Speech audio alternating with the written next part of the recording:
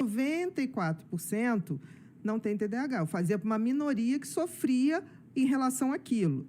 Quando eu fiz ansiosas, era uma média de 11% a 15%, dependendo, porque o transtorno de ansiedade você tem vários. Sim. Você tem desde o pânico, da fobia, então, vários.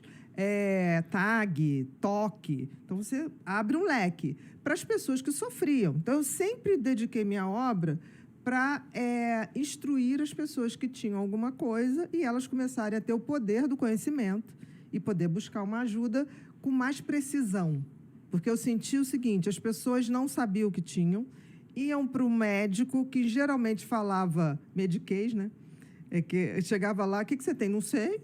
Ué, mas ele te passou o remédio que você está tomando? Não sei. Eu falei, gente, mas não pode ser assim. Você tem que ir para um médico que ele fale uma linguagem que você possa escolher. Certo ou errado, a escolha é sempre do paciente. Mas, Bia, você sentiu que existia isso? Tipo assim, os psiquiatras, eles não tinham esse tato de não só diagnosticar e receitar, mas, tipo, conversar sobre o que o paciente... sentia muito.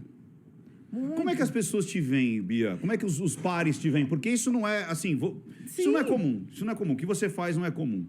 Olha, no início, eu fui acusada, você está mastigando demais o conhecimento. Essa gente está chegando no consultório achando que sabe alguma coisa. Popularizando. Popularizando. Eu falei, mas esse é o objetivo. Então, não tem problema nenhum. Eu não escrevo para quem deve saber.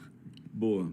Né? Se os meus colegas vão ler o livro e não sabem aquilo, tem alguma coisa errada. Então, eu não escrevo para eles. Eu escrevo para a população, que é geral mesmo. Uma das maiores felicidades que eu tive foi quando eu mandei fazer a Avon, fez uma versão Booklet, né? Do Mentes Perigosas, e eu tirei o ganho, né? Ficou para poder fazer num preço muito acessível. E a minha empregada chegou em casa falando assim, hoje eu vi 2 pessoas lendo o livro no trem. Cara, aquilo, eles assim, e lendo o livrinho aqui. Eu falei, agora eu estou chegando perto de onde eu queria. Entendi. Entendeu? Então, eu nunca escrevi para os colegas, eu sempre escrevi para quem tem um problema e vai ter que revolucionar a sua vida. Perfeito. Você não pode ficar na mão de um médico. E teve essa retaliação, tipo, você está popularizando demais. Eu acho que teve sim, mas eu nunca liguei. Show. Porque, assim, eu sabia o que eu queria. E o que eu queria era dar esse conhecimento para a pessoa fazer as suas escolhas. Eu nunca fiz nada diferente. Só mais uma pergunta sobre isso. Eu vi você falando que a Glória, ela te deu uma chamada de atenção, dizendo assim, pô, peraí, quantas pessoas... Ela olhou um lado mercadológico. Conta essa parte. Não, ela fez uma coisa sensacional. Porque, assim, eu já tinha escrito naquela época o Mentes Inquietas, sobre TDAH, o Mentes e Manias, que era sobre TOC, e o Mentes Ansiosas. Eu tinha escrito esses 3 livros.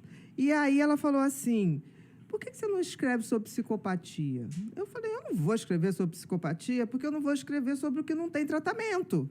Eu escrevo para quem sofre. Aí ela olhou para mim, quantos % tem de TDAH? Eu falei, 6. Quantos % tem de ansiedade? 11 a 15, depende. Quantos % tem de TOC? Eu falei, 4. Eu pensei que você fosse uma pessoa mais inteligente. Aí eu olhei assim, eu falei, não, entendi. Mas como eu tenho um respeito profundo pela Glória, que para mim é uma das pessoas mais inteligentes e sensíveis que eu conheço, aí eu falei, não entendi o que você falou. Ela falou assim, não, porque se você escreve para 4, para 6, para 11, e você, quantos % tem psicopatia? Eu falei, 4. Aí ela falou assim, você não vai escrever para 96% das pessoas que precisam saber É um disso. jeito de enxergar. Aí eu falei, combinado.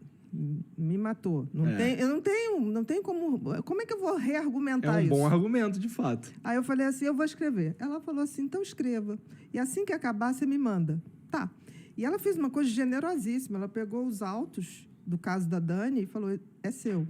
Escreva o que você quiser, conforme você quiser. Porque tem um capítulo no Mentes Perigosas que eu falo, Deus nas manchetes dos jornais. Então, eu pego sempre os casos que já foram julgados, para não ser processada. Já tem isso. E aí, quando eu fui lendo o processo, falei, Gente, nem eu sabia disso. Aí fui vendo as provas, né? Não é narrativa, ali é prova. E escrevi, tanto que é o caso mais detalhado. Eu chamei de o caso mais detalhado. Da Daniela Da Daniele. Aí devolvi para ela, acabei o livro numa noite fria, assim, de julho. Me lembro que tinha uma festa junina perto. Aí acabei umas 3 horas da manhã. Falei, ai... Sabe quando você fala assim, pare, né? Essa energia pesada. Um falei, dia acabei. eu queria escrever um livro para ter essa sensação. Cara, é sempre de parir. Né? Mas o Mentes Perigosas é parir muitos monstros, entendeu? Os outros, eu pari também, mas é diferente a sensação. É diferente totalmente. É uma sensação de se livrar, no caso do Mentes Perigosas? É tipo assim, eu tinha pesadelos escrevendo Mentes Perigosas, coisa que não acontece com os outros. E aí eu falei assim, tá aí, é o que eu tenho para dizer e vou esperar os cacetes, né? Porque os cacetes vieram. Porque aí, gente, tipo assim, não, mas o pobre coitado do pedófilo, ele foi abusado na infância. Eu falei, minha senhora, se tivesse sido abusado, todo mundo que foi abusado virasse pedófilo, a gente não saía mais na rua, entendeu? Todo marido traído fosse esquartejado, né, como aquele caso do Ioki, a gente não saía na rua, a gente saía na rua jogando uma perna para cá, um braço para lá. E aí, quando eu acabei, eu falei, quer saber de uma coisa? Eu vou mandar logo esse e-mail para a Glória. Aí peguei, e fui tomar banho, fui fazer um lanche, que eu queria dormir até... Aí eu só sei que tomei banho, tomei fiz um chocolatinho quente. Aí, daqui a pouco, plim! Aí eu falei, olhei lá no e-mail, ela, recebi, vou ler a noite toda, amanhã a gente almoça no Antiquários. 12:00. Eu falei, meu Deus, eu tenho que dormir. Porra! E ela leu tudo. Tudo. Gente. Aí, quando eu cheguei no Antiquários, ela falou... Você tem que publicar isso aqui. Eu falei, mas não tem editora. Você vai achar editora. Ninguém vai perder um livro desse. É a sua obra mais de cunho social que existe.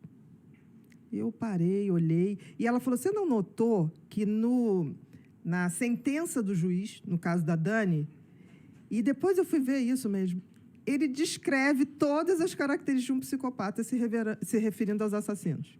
Insensível, cruel, parará. Está ali. Ela falou assim, ele só não botou o nome porque ninguém tinha dado nome. Mas olha ali.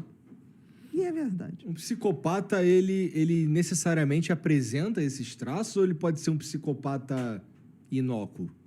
Não, aí vamos lá, Igor. Psicopata não é doente mental. A palavra é ingrata, porque psico vem da mente. Pata, doente, né? Então seria doente mental, mas não é. O psicopata é bem diferente de todo o resto. O psicopata é aquela pessoa que nasce com o sistema límbico desconectado. O que significa isso? Ele não tem emoção, ele não tem empatia, ele não tem sentimento de culpa. É como se fosse... Parece uma combinação explosiva, assim. Principalmente a falta do sentimento de culpa, né? Porque imagina, você não tem o deitar no travesseiro e falar, putz, eu acho que o que eu fiz não foi legal. Não, vai sair para comer um hambúrguer. Exatamente. Aconteceu agora. Aquele rapaz que matou o cara do jiu-jitsu. Sim! Descobriu-se... Você soube o que aconteceu? Descobriu que ele deu um tiro no cara... Foi para uma outra casa noturna, ficou lá horas, gastou $1,5 R$ 1.500, arrumou uma menina lá, foi para o motel, transou com a menina a noite inteira e depois foi para casa. Como se nada tivesse acontecido. Eles são assim. É como se fosse uma inteligência artificial. O outro não representa nada para ele. O outro é um objeto de uso que ele sempre vai usar para ter status, poder ou diversão. E se puder juntar isso tudo, melhor ainda. Não necessariamente os 3 de uma vez, mas ele vai querer isso. Então, psicopatia, se você for resumir, é incapacidade de amar. Tá. É de se importar.